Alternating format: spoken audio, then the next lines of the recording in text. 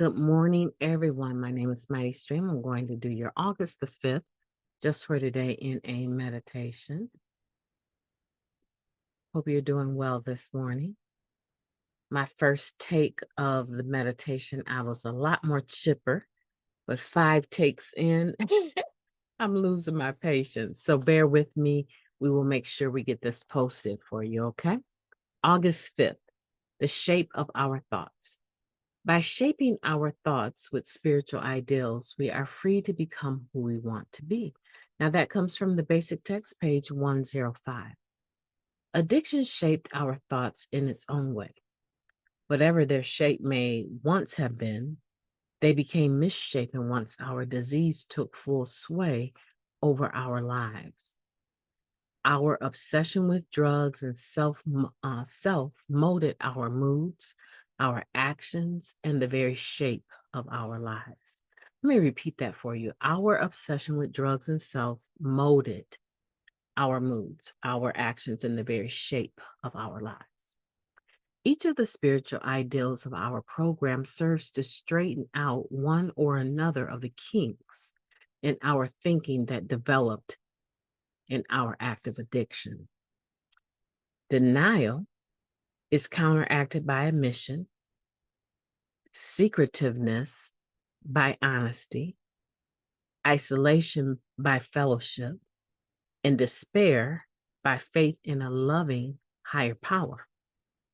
The spiritual ideals we find in recovery are restoring the shape of our thoughts and our lives to their natural condition.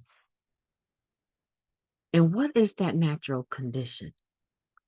It is the condition we truly seek for ourselves, a reflection of our highest dreams.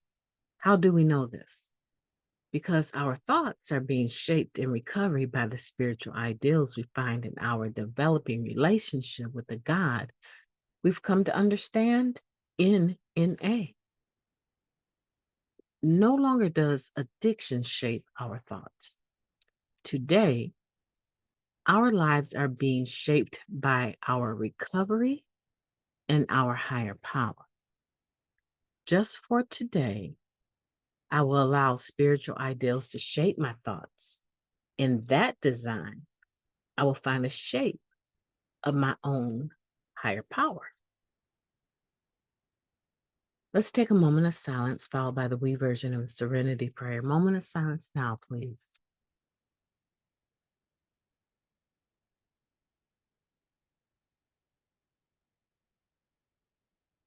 Thank you. God, grant us the serenity to accept the things that we cannot change, the courage to change the things that we can, and the wisdom to know the difference. Just for today, please and thank you. This meditation is interesting to me because when I think about the shape of something, I think about the mold, right? When I think about the shape of a cake that I've baked, the cake pan is the mold, the baking pan is the mold, right? So if that cake pan, that baking pan, has a huge dent in the side or the bottom, quite naturally, the finished product, my cake, right, is going to show the imprint of that dent, right? So a dent, which usually means that something has pressed the metal inwards, right, creates like a dip, right? A section of the cake that's going to have a dip that's going to accommodate that defect in the pan. No matter how many cakes I bake, that defect is going to show in the end result. The cake may taste delicious, but upon close scrutiny, one will be able to tell that I used a defective cake pan to bake it in. Now, you and I both know a cake pan is not that difficult to press out the dents. Okay. So it's not that it can't be fixed, but until it is, I will always reproduce a cake that reflects that dented cake pan. So now here's the quick correlation. When I allow the things that come with active addiction, these character defects, right? My obsession to use drugs, my using drugs to be my mold, right? Character defects, actively using all of the lifestyle that comes with it. The end result, now that's my cake pan that is defective, right? So the end result will be that everything that is produced, even though it may smell beautiful, look beautiful, there is still going to be, upon scrutiny, evidence that the mold was not what it should have been. Okay, let's talk about children that we raise. Or I should say, through active addiction, maybe children that we should have raised but didn't.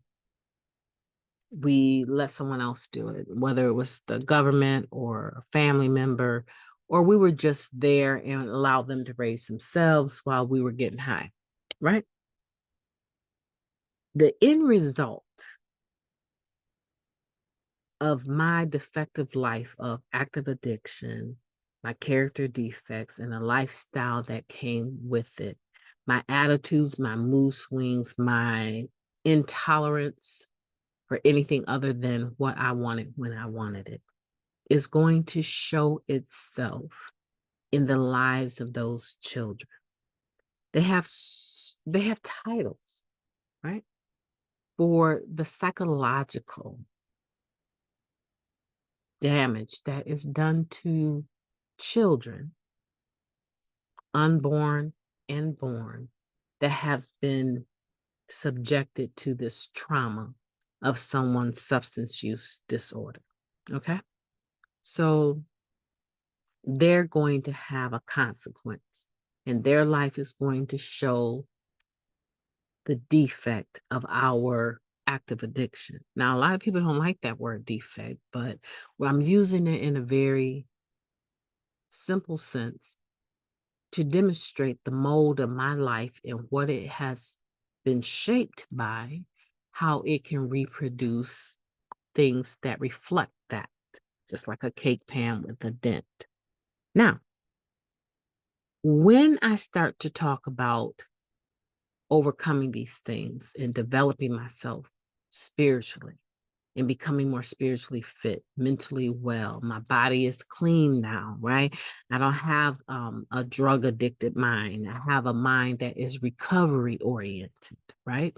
So as I begin to reshape my life,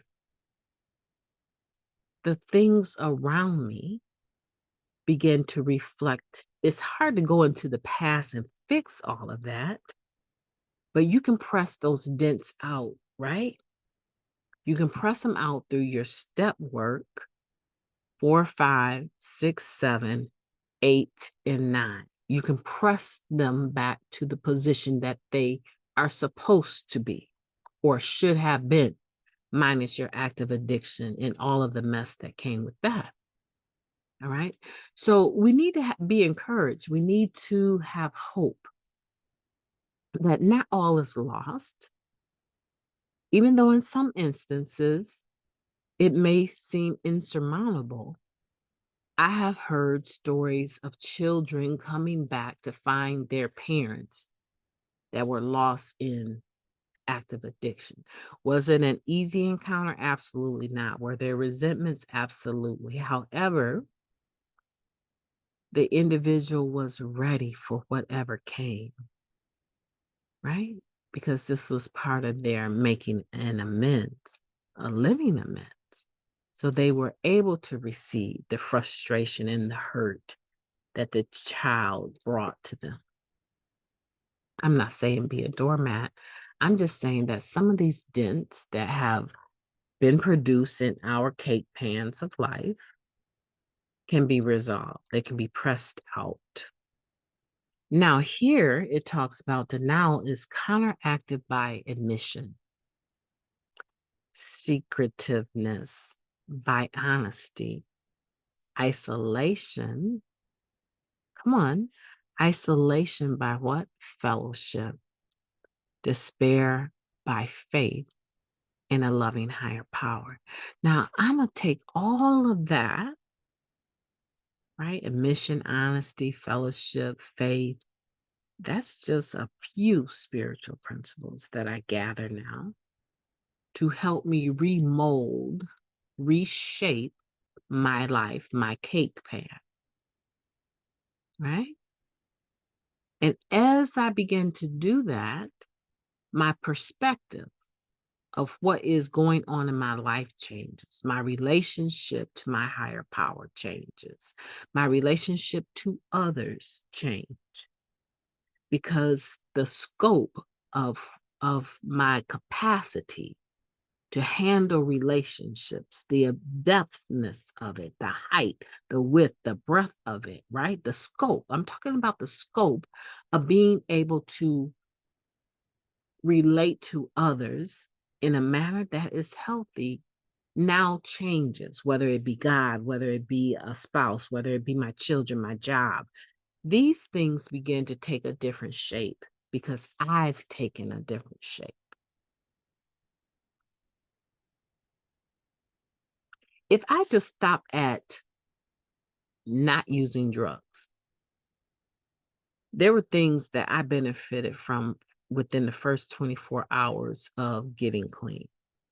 A promotion, for one, right? I told you the story of an employer praying that whoever walked through the door first was going to be her right-hand person because she had so many options, beautiful people, right? But she needed someone that could keep her abreast of the media, the bankruptcies, right? The VP of a major drug corporation, right?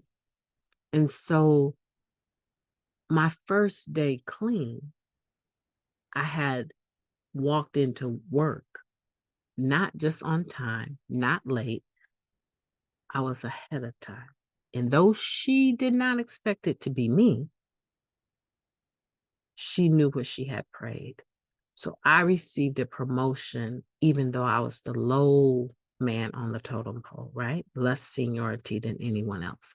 And by staying clean, I just went from one level to the next level to the next level. By the time I left that company in that particular department, I was only making maybe $3,000 less than the person with the most seniority in that particular department.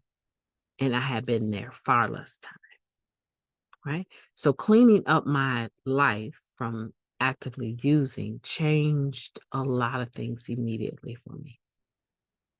So if I did nothing else other than stop using drugs, I began to reshape my life just from that because my perception, my mind is present. I can tell you I'm going to do something and I will remember that I said I was going to do it and follow through.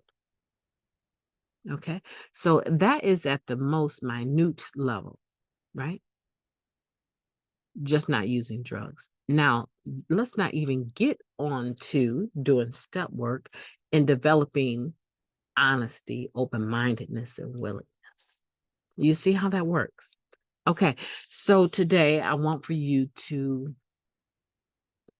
begin, if you have not already, to reshape